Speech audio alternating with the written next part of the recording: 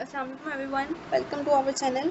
आज हम chemistry chapter number 1 का सेकंड लास्ट टॉपिक जो कि 1.7 formation of unsaturated and saturated solution है वो डिस्कस करेंगे। सबसे पहले मैं आपको इसका ब्रीफ ओवरव्यू देती हूँ कि इसमें हम पढ़ने क्या वाले हैं। सबसे पहले हम इसमें सैचुरेटेड और अनसैचुरेटेड सॉल्यूशन में डिफरेंसेस पढ़ेंगे, इनमें दोनों में सॉल्यूशन में क्या क्या कुछ डिफरेंस है, और हम उन दोनों की एग्जांपल्स और उनके डिफरेंट टेम्परेचर लेवल पे स्टडी करेंगे। चलें हम अपना टॉपिक स्टार्ट करते हैं। अनसैचुरेटेड सॉल्यूशन, सबसे पहले हम उसकी डेफिनेशन डिस्कस करते हैं। A solution that can dissolve more amount of solute at a particular temperature, ऐसा सॉल्यूशन जो कि अपने अंदर सोल्यूट ज़्यादा सोल्यूट और सोल्यूट भी डिसॉल्व कर सकता है, उसे सच अनसैचुरेटेड सॉल्यूशन कहते हैं। यानी कि ख़ास टेम्परेचर के ऊपर जो सॉल्यूशन के अंदर और सोल्यूट को डिसॉल्व किया जा सके उसे अनसैचुरेटेड सॉल्यूशन कहते हैं। Example step, adding 5 gram of table sugar to 100 gram of water, dissolve it easily, adding another 5 gram dissolve to forming an unsaturated solution। कहते हैं कि अगर हम 5 ग्राम शुगर चीनी को पानी के अंदर मिलाएं तो वो इसको आसानी से जम कर लेगी, डिज़ोल्व कर लेगी। जबकि अगर हम फिर उसके अंदर 5 ग्राम और चीनी डालें तो वो उसे भी मिक्स कर लेगी, यानी कि उसके अंदर कैपेसिटी है कि वो अपने अंदर सोल्यूट को अच्छी तरह मिक्स कर सकें। तो सोल्यूशन को हम कहेंगे अनसैचुरेटेड सोल्यूशन, यानी कि एक स्पेसिफिक टेम्परेचर के अंदर सोल्यूशन के अंदर हम और सोल्यूट डाल के उसको इजीली मिक्स किया जा सकता है। जबकि सैचुरेटेड सोल्यूशन क्या होती हैं? सैचुरेटेड सोल्यूशन वो सोल्यूशंस होती हैं जिसमें हम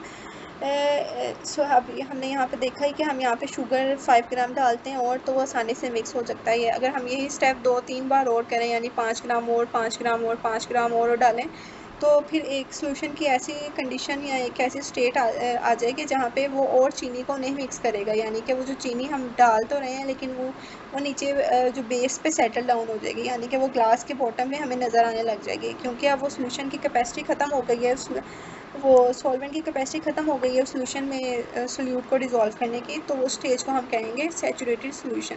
अ solution in which the maximum amount of solute has been dissolve, यानी कि एक ऐसा सॉल्यूशन जिसमें सोल्यूट की जितनी मैक्सिमम अमाउंट है वो डिसॉल्व हो सकती थी वो हो चुकी है।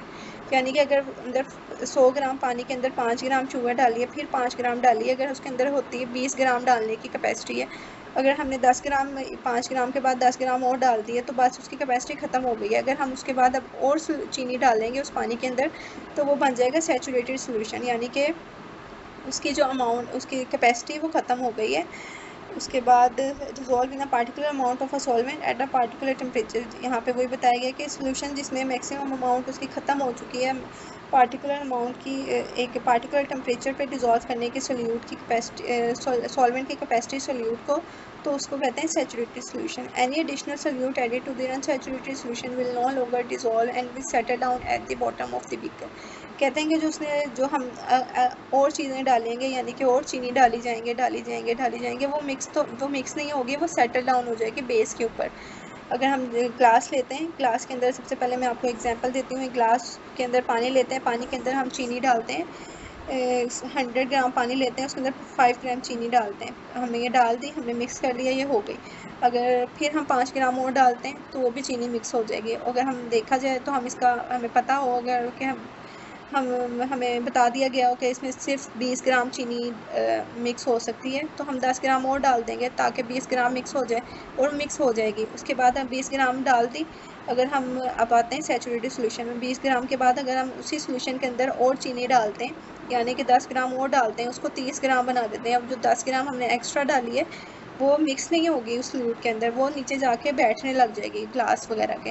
अगर हम ग्लास के अंदर मिक्स करें तो ग्लास के बेस पे हमें वो चीनी नज़र आने लग जाएगी जितनी एक्स्ट्रा हो जाएगी, यानी कि वो जो सोल्यूट होता है चीनी, और जो सॉल्वेंट होती है पानी, वो पानी के अंदर चीनी ने या सोल्यूट ने मिक्स होना होता है, वो सॉल्वेंट की कैपेसिटी ख़त्म हो जाती है। एक सॉल्वेंट की कैपेसिटी होती है, यानी कि उसके अंदर 10 की कैपेसिटी, अगर 10 वो फिल हो गई है तो अगर हम एडिशनल उसके अंदर 5 या 2 या 1 और डालेंगे तो वो मिक्स नहीं होगी, वो सेटल डाउन हो जाएगी बेस के ऊपर।